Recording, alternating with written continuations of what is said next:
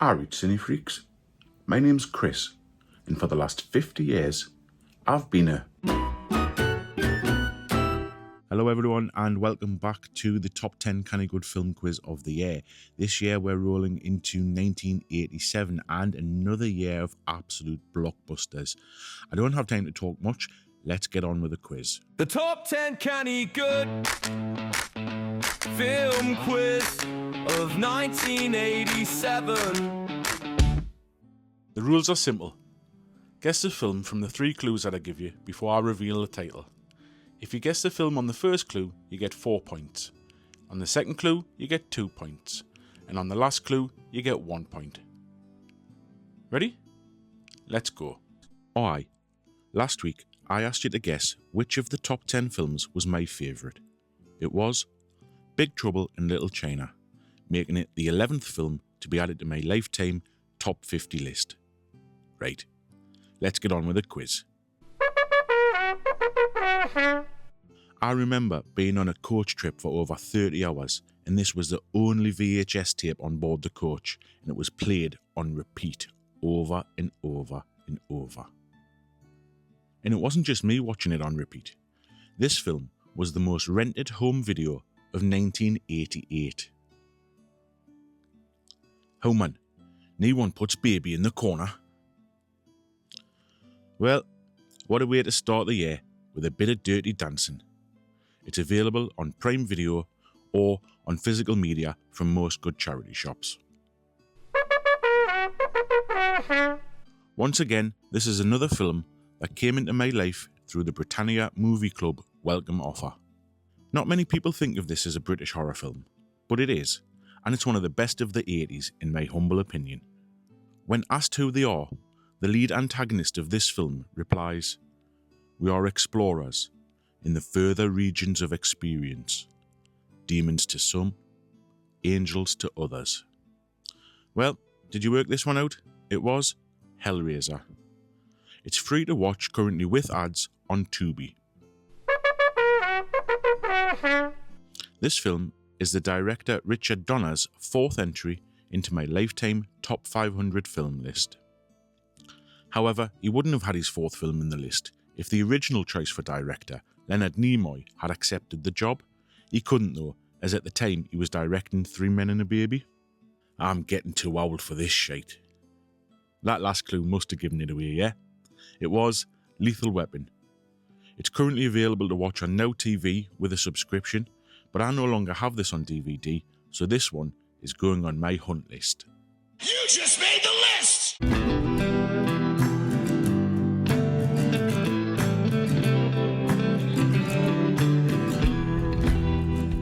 Well, it's time to take a little break from the quiz now as we look back at what was happening in and around Newcastle in 1987.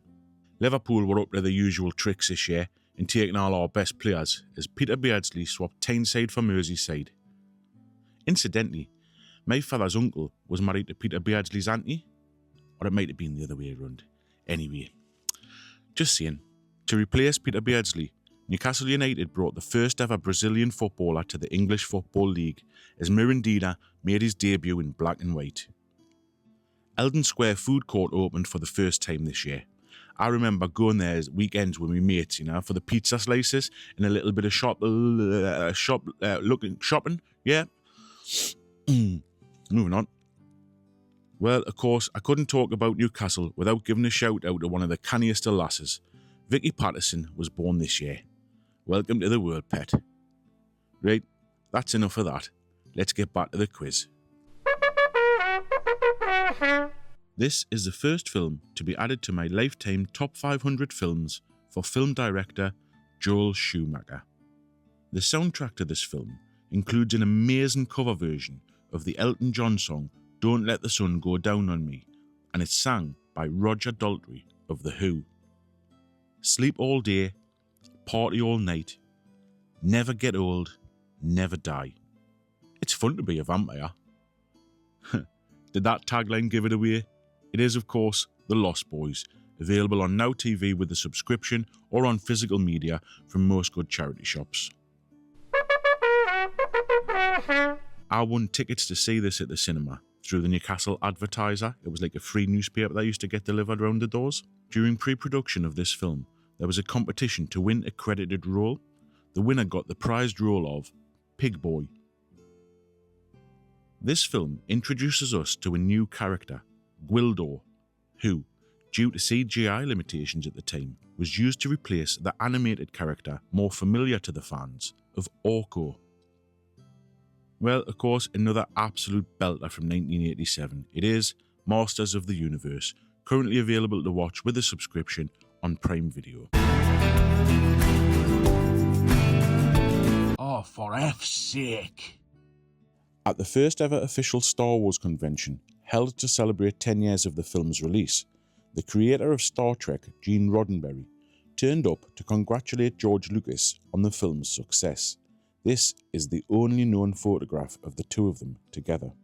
Steven Spielberg's Empire of the Sun was the first ever Hollywood film production to be shot in China. 1987 saw the very first Disney and McDonald's collaboration. It was to promote the first daily animated series, DuckTales. The longest ever film, The Cure for Insomnia, released this year, and it had a runtime of 87 hours. Personally, I can't wait for the sequel. Oh, for F's sake. Sir Ridley Scott, James Cameron, Brian De Palma, Richard Donner, and John Carpenter all turned down the opportunity to direct this film. The catchphrase in Clue 3 is the lead actor's personal favourite from all his films. Get to the chopper! Well, you can tell I was shite at accents at acting school, can't you?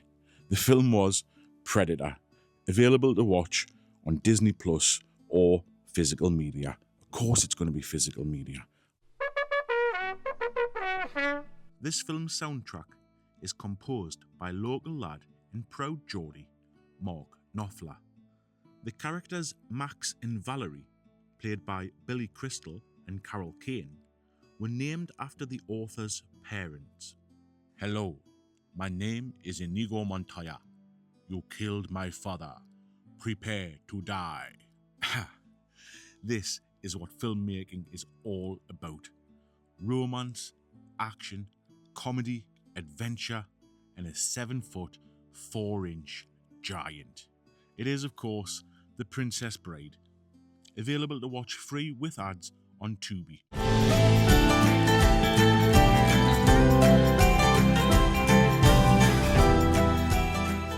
Well, I couldn't do my top 10 list without a few other notable mentions, now could I? Turns out I'd seen a total of 70 films released this year. Here's a few of them that are worth a watch but didn't quite make the list. Anyway, 3 films to go. How's your points total coming along?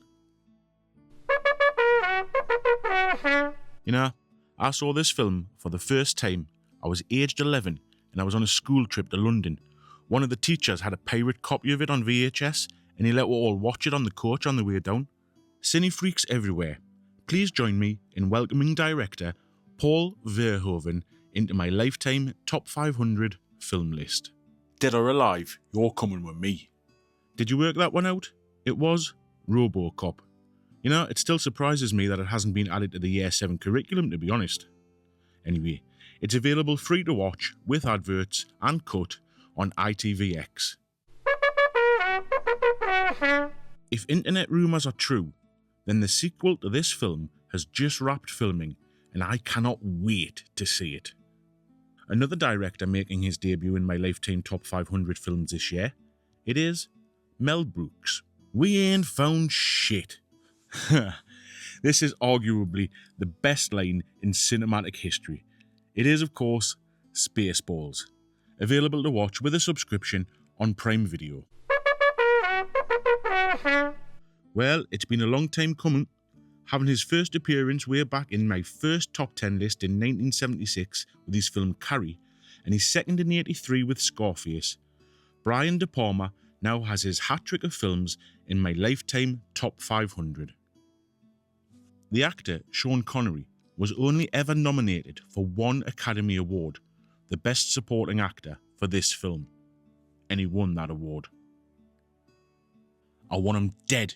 I want his family dead. I want his house burned to the ground. I want to go there in the middle of the night and I want to piss on his ashes. Did that last impression help at all? It was Robert De Niro as Al Capone in The Untouchables, available on Paramount Plus with a subscription. However, I got this on DVD for 10 pence at a local charity shop. I suggest you do the same. Well, that's me done with 1987, and what a year it was. How did you do in the quiz? Was your favourite in my top 10? Let us know in the comments down below, and while you're there, take a guess as to which of those 10 you thought was my favourite, and I'll let you know next week. Till then, gan canny.